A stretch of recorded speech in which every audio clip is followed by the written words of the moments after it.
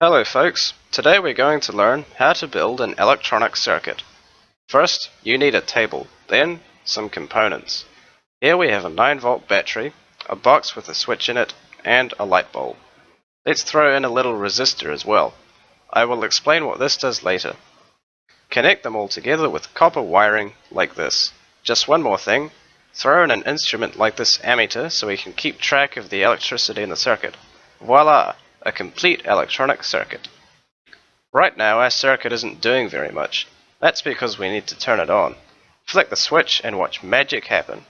A switch is designed to break the circuit when needed, so you can use it to control whether electricity flows or not. When the switch is open, nothing happens.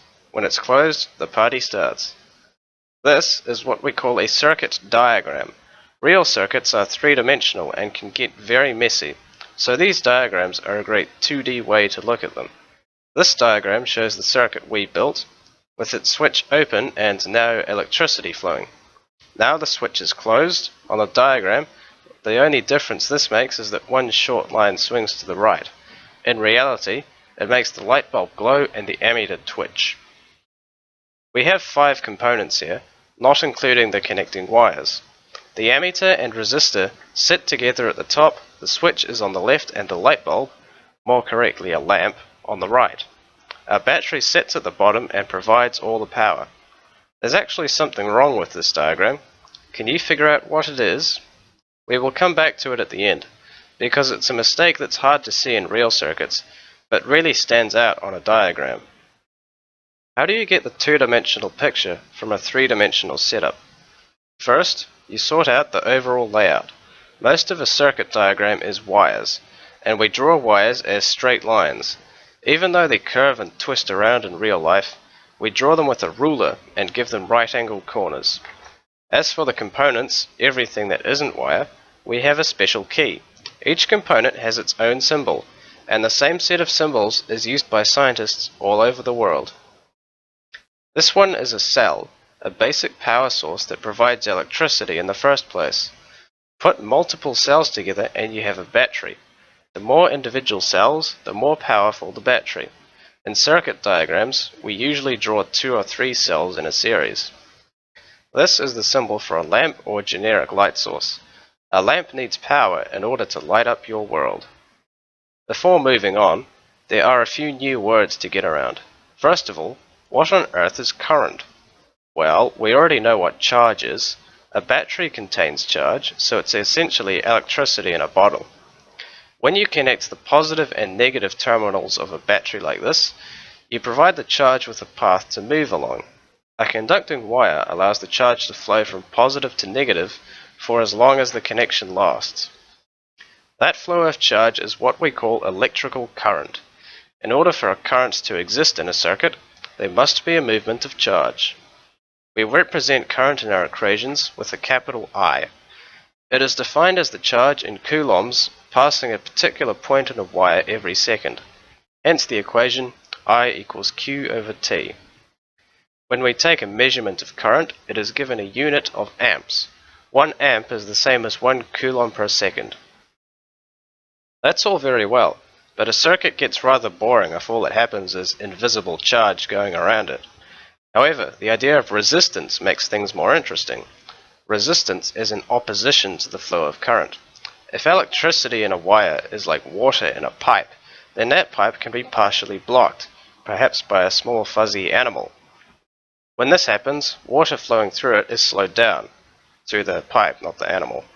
In circuits, a wire of high resistance will slow down electrical current. Resistance is an inherent built-in property of any component. The higher something's resistance is, the more it obstructs current. We measure it in ohms, which have the Greek letter omega as their symbol. In general, the resistance of a wire increases if you stretch it and make it longer. That's because there's more of the wire for charges to travel through. If you take a wire and increase its width, the resistance of the wire goes down. This is because its cross-sectional area grows, and that allows more charge to pass through. The really big idea in circuits is this: voltage. High voltage is a common phrase when you hear about electricity, but what does it mean? Well, in a DC circuit, it means the potential difference. It's a measure of how much energy is provided to the circuit. Usually this is determined by the battery you're using. A 9-volt battery corresponds to a 9-volt potential difference. You can also measure the voltage across individual components to, for example, see how much energy a resistor is using. This depends on the current through the component and its resistance. Voltage is defined as the energy carried by each coulomb of charge as it travels through a wire. This definition gives us the equation V equals E over Q. Finally, voltage is measured in volts by a voltmeter. It's hard to go wrong with this. Now we can finish off our parade of component symbols. This is a resistor, the job of which is to resist. A variable resistor allows you to precisely control its internal resistance. This is useful when you want fine control of the size of the current through a section of your circuit. This is an ammeter, which measures that current in amps.